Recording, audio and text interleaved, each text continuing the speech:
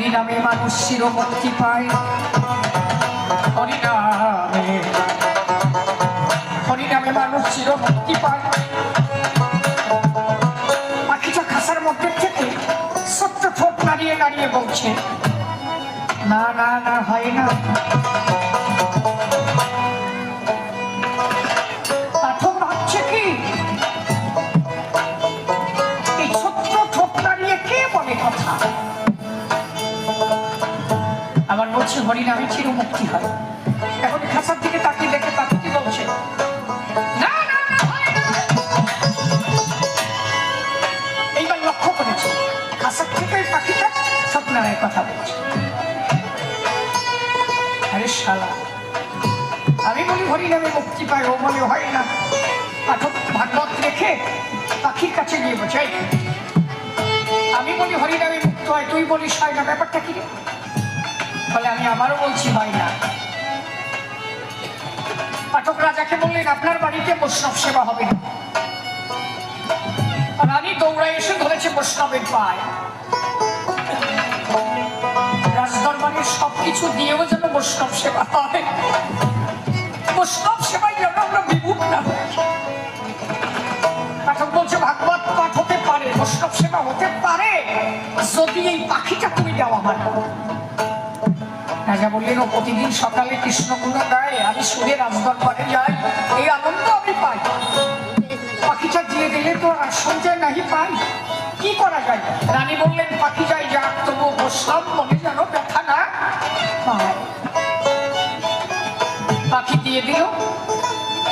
পাখিটাকে হাতে নিয়ে বৈষ্ণব বলছে, কহ পাখি, হরিনামে চিরমুক্তি হয়? পাখি বললেন, এখনো বলছি হয় না। বলে, তুমি তো আজ হইতে মুক্ত। বলেন, বৈষ্ণব আমাকে যদিন থেকে জন্ম দিয়েছে একটা বাঁশের খাঁচায় আটকিয়ে রেখেছি। আমি প্রত্যেকদিন ওই বাঁশের খাঁচাটাকে ভাঙবার চেষ্টা করতাম। যখন বাঁশটা ভেঙে যাবে যাবে আমি উড়ে যাব, হঠাৎ করে রাজা আমাকে একটা সোনা খাঁচার মধ্যে বন্দি করে, আর যত চেষ্টা করি ভাঙতে আমি পারি। জানো কি বৈষ্ণব, সেই ছোটবেলা থেকে নাম করছি, যেদিন থেকে আমি শিখেছি নাম, সেদিন থেকে গাইছি, ওই নামে তো আমি মুক্তি পেলাম না, আমি তো আরো বন্দী হয়ে গেলাম। বৈষ্ণব বললেন, তাহলে হরিনামে মুক্তি হয় না? পাঠকের কথা শুনে পাখি বলছে, হয়, তবে আপনি যেভাবে বলছেন ওইভাবে নয়। আমি ওই ছোটবেলা থেকে নাম করেছি, ওই নাম করতে করতে হয়তো আজকে আমার সেই শুভ দিন হয়েছে।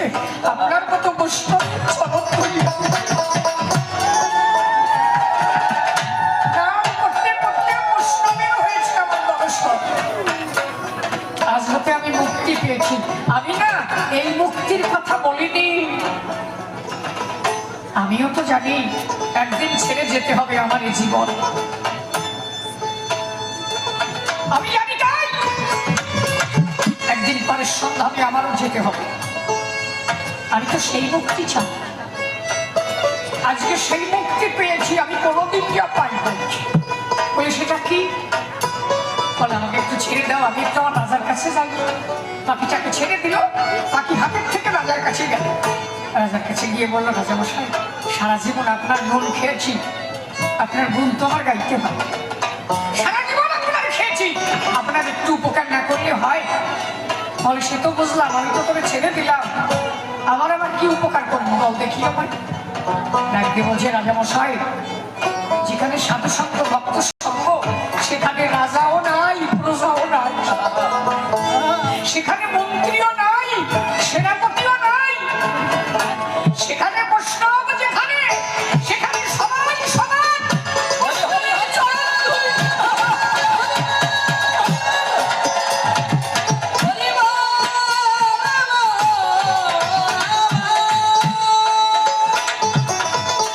সেখানে সবাই সমান, তাই আমি আপনাকে নিতে এসেছি।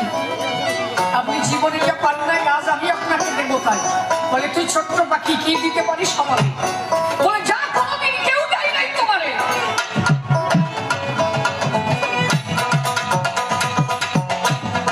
বললো, যা যা কোনোদিন কেউ দেয় নাই তোমার, আজ আমি দেবো সেইটা। বলো কি? বলে সরস্বতী। রাজা পাখিটাকে ছেড়ে দিল। পাখি আস্তে আস্তে হেঁটে হেঁটে বৈষ্ণবদের মধ্যে গেল।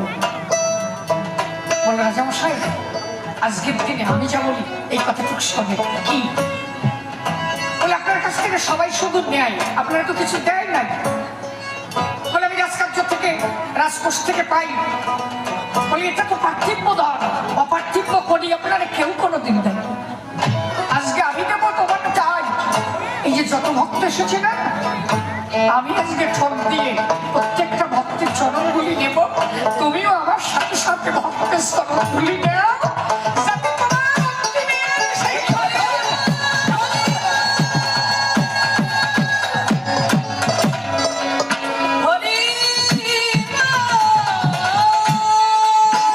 আস্তে আস্তে তুলে নিল চরণগুলি। রাজা নিচ্ছে সেই গলি। বলে রাজামশাই, আমি বেরিয়েছি শুধু এই কারণ, আমি ছাড়বো না রাজভবন। আমি আপনারটা খেয়ে গেলাম সারা জীবন, তাই ভাবলাম আমার দাদা যেদিন পরপারে যাবে সেদিন তার কি হবে। তাই বৈষ্ণবের চরণ তুমি যাতে তুমি পাও, ভক্তের কাছে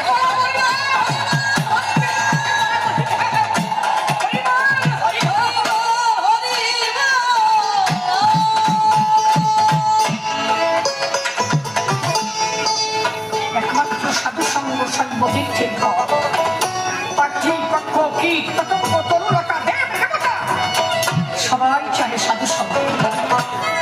সাধু সঙ্গ, ভক্ত সঙ্গ রে সঙ্গ, সর্বতি